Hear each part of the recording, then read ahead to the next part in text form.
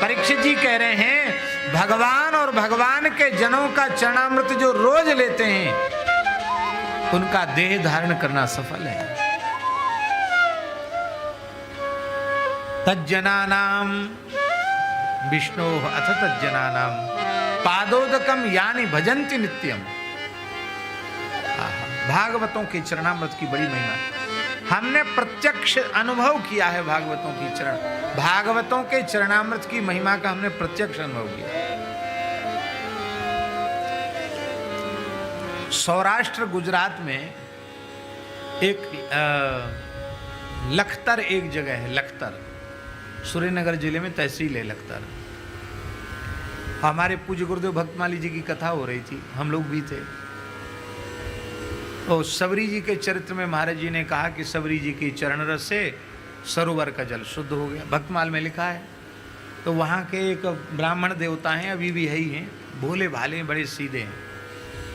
तो उनके मन में क्या आया कि हमारे कुआं का जल, पूर्वजों ने कुआं खुदवाया था, कुआं का जल एकदम खराब हो गया, कड़ुआ खारा हो गया, अग्राही अपेय हो गया और दूर से पानी लाना पड़ता। अब तो नर्मदा जी की कृपा हो गई है, इसलिए उधर भी पानी पहुंच गया। उस समय वहाँ पानी की बड़ी समस्या थी, तो बहुत दूर से पानी आता था। तो उनके मन में क्या आया कि महाराज जी तो वृंदावन के श्रेष्ठ संत हैं, इनका चरण धो के कुआं में डाल दें, तो आप क्यों परेशान हो रहे हैं। तो पंडित जी धो लो, उतारो मोजा उतारो। उन्होंने पैर चरण आगे बढ़ा दिया और उसने धो लिया। और धोने के बाद वो किसी को बताया नहीं क्या करना है, और वो पानी कुआं में डाले है पूरा चरणामृत। और सवेरे उठे जल्दी और उठ करके उन्होंने कुआं से पानी खींचा और टेस्ट किया उसका स्वाद, एकदम मीठा पानी।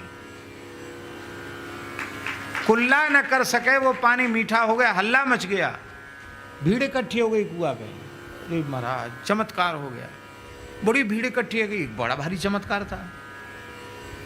महाराज जी के सामने बात आई तो महाराज जी बड़े संकोच में पड़ गए। बोले पंडित जी ये सब झूठी मूठी बातों का प्रचार मत करो।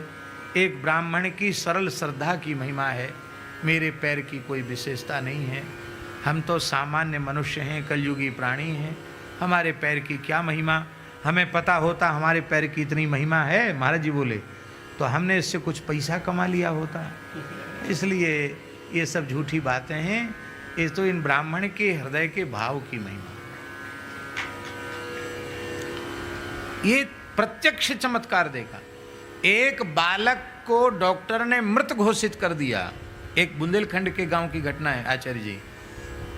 और वहाँ एक नारायण दास माते करके वैष्णव थे, बहुत अच्छे गृहस्थ भक्त थे। उन्होंने कहा कि कोई बात नहीं, बालक मर गया तो मर गया, हम चरणामृत महाराज का देते। महाराज का चरण धोकर चरण डाला, मेरे सामने उस बालक के नेत्र खोल दिए, जिसको अच्छे डॉक्टर देख के कह चुके थे कि भले ही उसको आगे बड़े शहर में ले जाओ, पर बालक में कुछ बचा नहीं है। बालक के शरीर में चेतना पुनः आ गई। और महाराज जी के पता नहीं मुंह से क्या निकला, बोले अब इस बालक का नाम बदल दो, नया नाम रख दो। महाराज जी बोले, महाराज कौन सा नाम रखें। महाराज जी बोले इसका नाम जानकी शरण रख दो। ऐसे उनके मुंह से निकला, बोले इसका नाम जानकी शरण रख दो। किशोरी जी की कृपा से नया जीवन इसको मिला है।